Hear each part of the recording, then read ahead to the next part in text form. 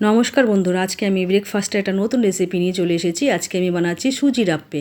চলো দেখো আমি কীভাবে বানাচ্ছি। একটা বাউলের মধ্যে 1 কাপের মতন সুজি নিলাম আর হাফ কাপের মতন টক দই, এটাকে ফেটিয়ে এর মধ্যে আমি ঢেলে দিলাম।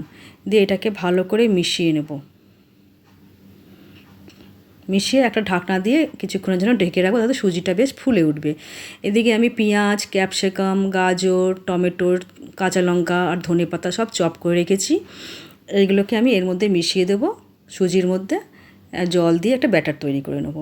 তার উপর থেকে আমি গোলমরিচের দিয়ে দিলাম বেশ খানিকটা, আর এখানে কারি পাতা আর সর্ষে একটা আমি ফোড়নের মতন করেছিলাম, যেটা তরকার মতন, সেটা দিয়ে দিলাম।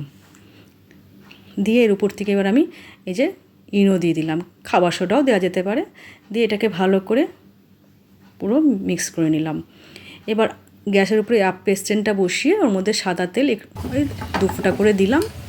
দিয়ে এবার এর মধ্যে আমি চামচে করে করে ব্যাটারটা দিয়ে দেবো।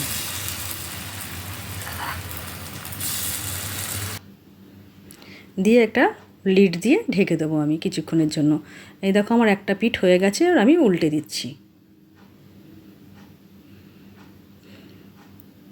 এটা খেতে কিন্তু খুবই সুস্বাদু হয়, বাচ্চারাও ভালোবাসে, বড়রাও ভালোবাসে। এই দেখো আমার হয়ে গেছে, দুটো পিঠই বেশ লাল লাল হয়ে গেছে। চলো বন্ধুরা, কীরম হয়েছে একটু জানিও আমাকে। টাটা, বাই, দেখা হবে নেক্সট ভিডিওতে।